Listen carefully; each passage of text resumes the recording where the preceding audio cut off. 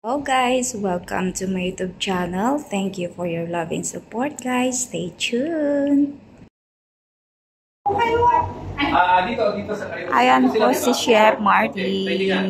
Yeah. Ayan. So, I think we're almost 10, no? Parang 10. 1, 2, 3, 4, 5, 6. So ayan guys, piniprepare muna. Nagpapabeauty ko po yun. Ganda lang, address ko na. Tumabas pa po sa dito kayo group. As you could see around, they are, at least 2 of them are dance instructors. When you say dance, professors. Professor.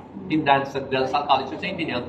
And of course, the mga theater at saka production management, former students of Benil, but also now are teachers or helping out in the department. Okay, they will say their names. Introduce yourself first, maybe here. Hi, Kim. Si Kim. Hello. Si Madonna. Diba? Hi, I'm Jo. Jo. Okay. Si Ning. Yan sila. Alright? And then of course, our special guest for this morning, sila yung nagbibigay sila ng workshop sa mga estudyante ng Lasal. Every Monday, Wednesday, Friday. For next week pa. This week at saka next week. So now, sa inyo naman, this is special for you. We invited them. We invited our head of the department in the Lasal College of St. Benil, and maybe she will introduce herself more. Please welcome Ms. Marca, or Chef Marca Marty. Yeah. Hello, Chef Marca. Good morning po. Ako po si Chef Marca. Ako yung professor, teacher ng culinary sa Benil. Chef ako, I think, for almost 25 years. So, nagtrabaho ako sa Europe, nagtrabaho ako sa Amerika. Wow. So, OFW din ako. So, yun. Ngayon, we'll talk about, English, Tagalog, medyo hirap ako sa Tagalog. So, we'll talk about starting a small business from home. Very important to for me and para sa inyo. Because I know na nandito kayo, masipag kayo, you work really hard, at hindi madali yung buhay dito. So, kailangan yung pamilya nyo rin may ambag sa kaunlaran ng mga buhay.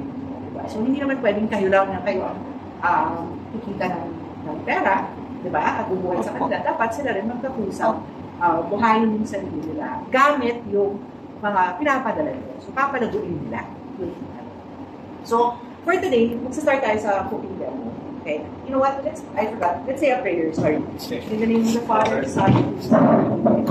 Dear Lord, guide us today so that it will become fruitful not only for ourselves, but for everyone around us and our families.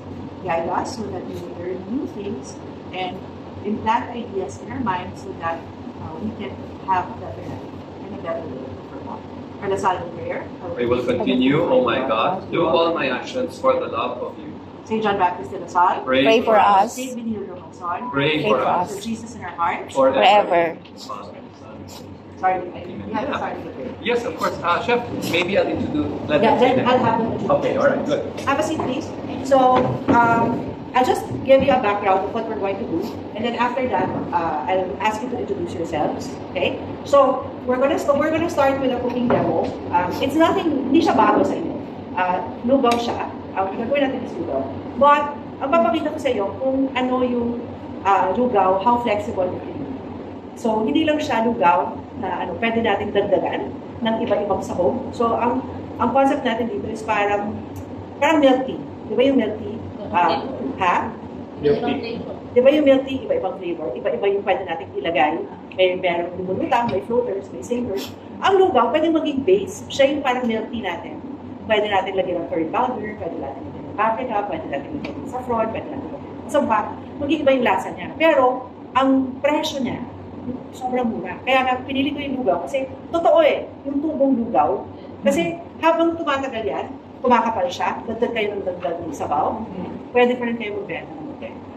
Okay? So, yan yung magiging concept natin. And then after that, papakita ko sa yung slides kung gaano ka-importante, ano pwede natin gawin, at kung paano i-cost para malaman natin na hindi tayo nalulugi. Okay? So, and itong particular na lugaw, pwedeng gawin sa bahay lang. Tapos kumuha lang kayo ng orders, pwede mag-grab, or pwede rin may magtayo kayo ng maliit na stall sa labas ng bahay. Pwede rin catering. Diba? Pwede kayo magawa ng lugaw buffet. Diba? Na pwede yung dating tapos Sobrang simple, okay? So, yung very humble na lugaw, marami tayong magagawa doon. And ito, natutunan ko sa aking mentor. So, my mentor was Margarita Flores. And siya yung sa Chibo. So, namatay siya dito ka sa Hong Kong eh.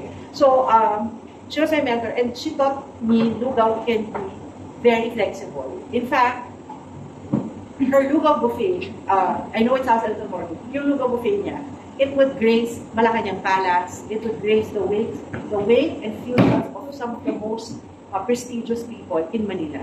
Kasi yun yung pinaabangan nila. Kasi yung lugaw niya, ang daming pwedeng ilagay. May chorizo siya, may ganito. So yung humble na lugaw, and yung ginagawa ko yung posting, sinasabi ko sa kanya, ano mo maglugaw buffet na lang tayo? Kasi ang laki ng kita talaga natin. So it's very important. Okay, so para sa atin, ito yung pagkain ng may sakit, pwede natin ito i-elevate. Okay, so bigyan ng bagong buhay. Okay? So, before we start, maybe sabihin niyo yung pangalan niyo, introduce yourself, gaano katagal na kayo dito sa Hong Kong, at ano yung favorite niyo pagkain, whether Filipino, whether dito sa Hong Kong. Ayun. Okay? Siyempre may question, di ba? Start po tayo. And Edna Reyes. About na. So, 2 years in Hong Kong. Okay. Favorite food is adobo. Adobo, yan. Pwedeng adobo flakes, lagyan natin sa taas ng lugaw. Yes, ma'am. Ako si Irene Marientos. Work ako ng 10 years now. So, ako yung college. Then, ang favorite kong food, Western. Also, another base na pwede mong i-elevate. Actually, recently, before the pandemic, I was in Lasal Lipa. Sa Lasal Lipa. And we went, they had a lomi competition. May contest sila, iba-ibang klaseng lomi. So, let's start with making the lugaw. So, habang nag-lecture tayo, nagluluto yung lugaw natin. Okay? So, this is a very basic, simple lugaw. Ang base natin is chicken stock. Okay? So, since we're trying to medyo mabilis, we will use yung instant na stock na gawa ng pot. Siyempre, pwede kayo mag-start from scratch chicken. But ako, I always use chicken cubes kasi it enhances the taste, or Maggi Magic Sarap, because wala tayong Magic Sarap dito. Pero Maggi Magic Sarap. So, nagtataka si Pati Dennis, yes po, sponsored ako ng Maggi. Diba? Dinala ko yung Nestle sa vinyl collaboration. So, we start with a little oil. Yung style ko of making lugaw is more of a risotto style. Hindi siya yung lalagay natin lahat. So, we will cook first yung sahog, which is onions, garlic, and ginger. So, lumabas yung lasa. Okay? So, heat the oil. Ano kayo lumapit, ha?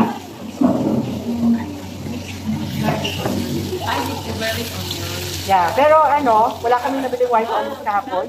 We're using red onion. You can use white onion. Garlic onion lang. May ginger pa? Yes. Oo, may ginger. Ayan na. Siguro doon nyo. Now, what we're doing here, ang ginagawa natin is we're developing the flavor. Para lumabas yung and yung mga aromatic. And then, diba ang bango? And then, lalagay natin yung rice. Ito-toast natin yung rice at ito-coat natin ng oil. Bakit natin gagawin to? So that, hindi siya magdikit-dikit. Okay? So once na na-toast yung rice and na-coat ng oil,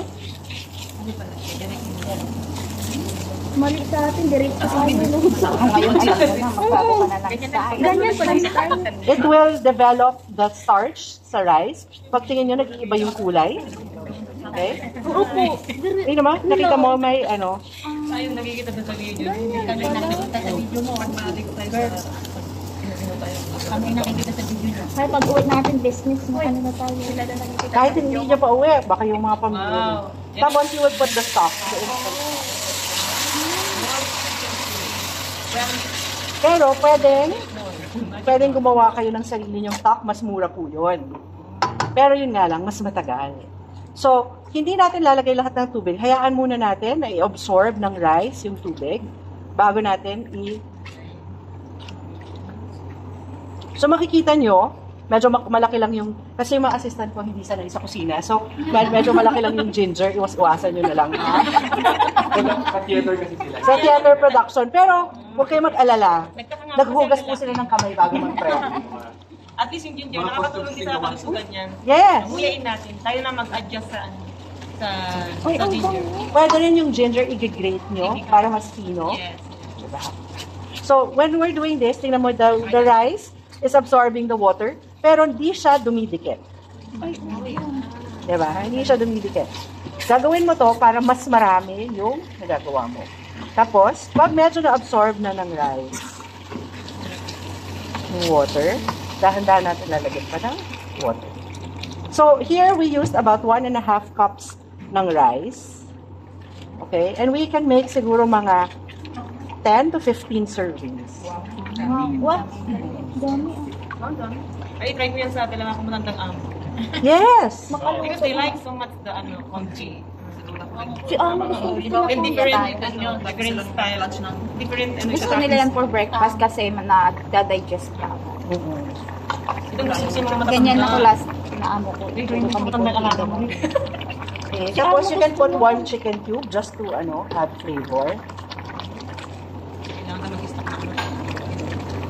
Ang maganda dito is you look, and then yung sabaw mismo makapal. Hindi siya yung lugaw na manipis. Opo, Diba? Tapos yung buka-buka yung rice. Yeah, yun. Lagi kong binibili yan sa Central. Yung nag-lulugaw. Yung rice na namin yan. Ha? Na? Ang business. Oo, kaya, Baka pumurahin ka rin na nilagay. Bigas. tapos pinatapos. Hindi pa kasi pagluto. Ano nang texture? Ha? Para lang mga Yung maganda dito, makapal siya. So that when you need to, kasi kumakapal siya. So pag kailangan mong nipisan, add lang ka ng water. Magkano lang yung tubig? Mura lang yung diba? Hindi maganda sa negosyo. I-add mo na lang. Yung lang lasa, i-adjust mo na lang. Pagdagdag ka na lang lagi ng cubes ba? Ang ginagawa ko is yung soup stock, yun yung dinadagdag ko para Kayo na kasi lang. Kaya non-stop stirring. Maging sticky siya. So, ang ginagawa natin is actually risotto style. So, konti-konti yung tubig. Kasi may iba na lalagay nila lahat. Tapos nila So, parang matubig siya, masabaw siya. Ito, mas makapal. Slowly. Nakatansya ko. Kung paano kayo ka naman nilalagay mo. Tatalunin natin yung maglulugaw sa atin. Yung mga magnegosyo, magkakapit bahay, puro lugaw lahat. Magkakapit bahay kayo. Pasarapan na lang kung paano gawin Actually, Ganun sa probinsya eh. Gaya-gaya. Oo. Nagtindahan yung kapitbahay, sumunod na sa susunod na araw. Amo. Kwentong lugaw. Pagluto natin si Amo para bumait. Sabihan mo ng love. Oo, para naman. Oo naman. Palagi. Habang nagluto ka, salita ng salita, parang yung lawin pumunta doon. May orasyon. Grabe kayo sa mga anak. Kung ano yung pinagsasabi niya pasawal kayo. hello ma'am! Ano ma? Anong pangalan niyo po? Janet. Hello, Nanette. Ako po si Chef Marga. Chef Marga. Half lang ka. Oo, actually, half ako. Half Spanish, half Kaya Filipino. man foreigner ang labas. Sa ilong pa lang. Nakita. Sa ilong pala. Talaga yun ang ilong. Hindi ba? Tingnan yung ilong ko at yung ilong ni Chef. Napangka.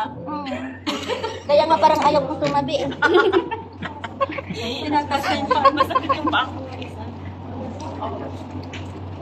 Ayan na siya. Masarap, Chef. Masarap? Nag-sticky na siya. Nagsisticky siya. So, we just keep adding water hanggang maluto. Kasi yung rice, hindi pa yung luto. Ang importante kasi is... Open yung bigas. I-stir na Open yung bigas. Ma'am, di ba pag sa lugaw, malagkit na bigas ang ginagamit?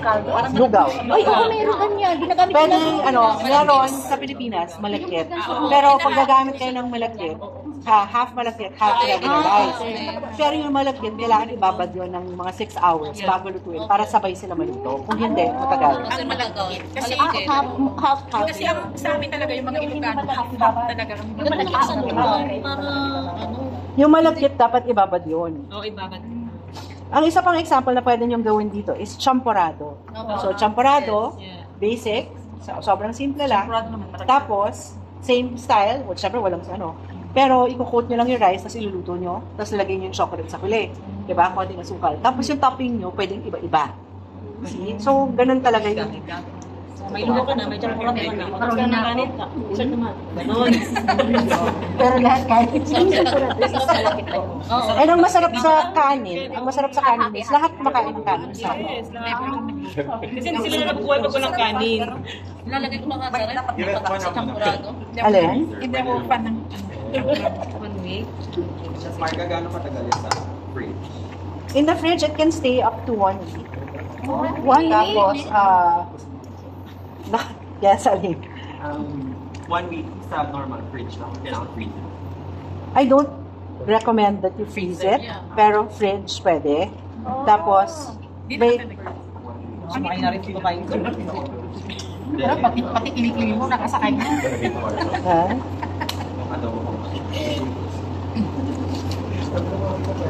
Ang adobo matagal.